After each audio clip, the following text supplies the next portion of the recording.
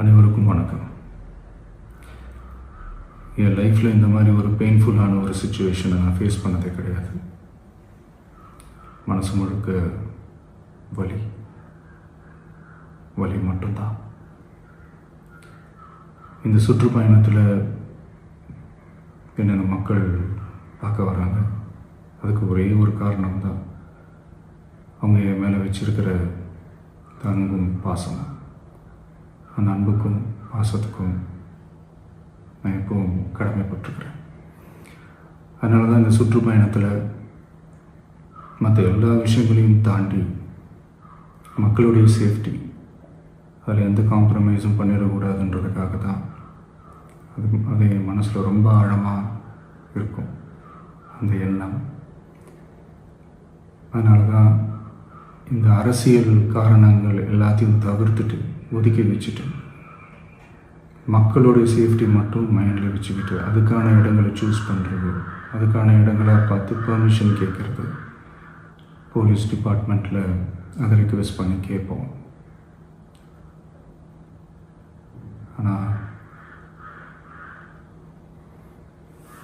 நடக்கக்கூடாதது நடந்துருச்சு.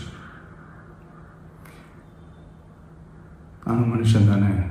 அந்த நேரத்தில் அத்தனை பேர் பாதிக்கப்பட்டு இருக்கும்போது எப்படி அந்த ஊரை விட்டுட்டு என்னால் கிளம்பி வர முடியும்?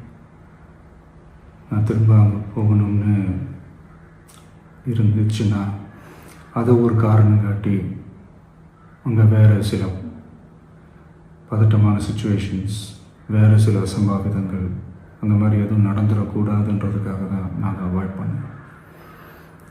இந்த நேரத்தில் சொந்தங்களை இழந்து தவிக்கிற அத்தனை குடும்பங்களுக்கும் என்னுடைய ஆழ்ந்த இரங்கலை தெரிவிச்சுக்கிறேன். எனக்கு தெரியும், என்ன சொன்னாலும் இது ஈடேயாகாதுன்னு எனக்கு தெரியும்.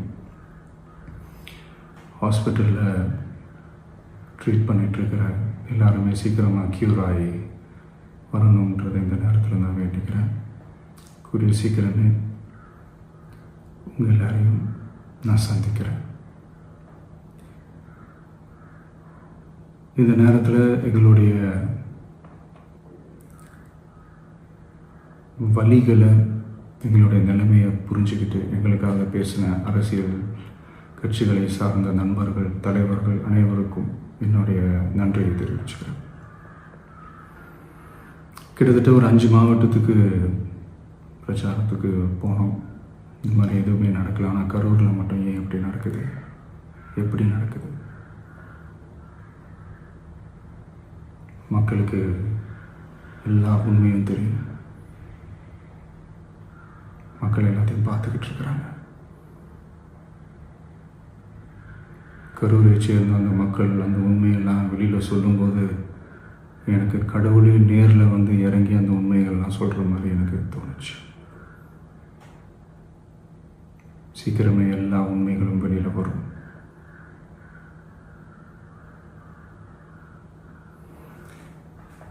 எங்களுக்கு தரப்பட்ட இடத்துல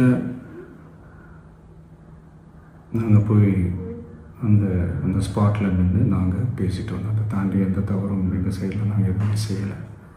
பட் இருந்தாலும் எங்கள் கட்சியை சேர்ந்த நிர்வாகிகள், தோழர்கள் மேலே எஃப்ஐஆர், அது மட்டும் இல்லை சோஷியல் மீடியாவை சேர்ந்த நண்பர்கள், தோழர்கள் அவங்க மேலே எஃப்ஐஆர்லாம் போட்டு இப்போ பிடிச்சிக்கிட்டு இருக்கிறாங்க.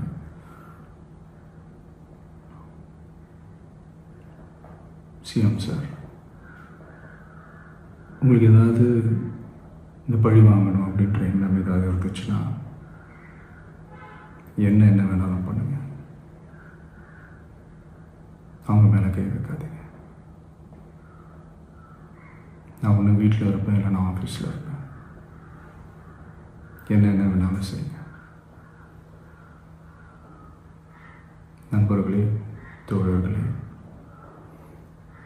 நம்மளோட அரசியல் பயணம் இன்னும் ஸ்ட்ராங்காக, இன்னும் தைரியத்தோட கண்டினியூ ஆகும்.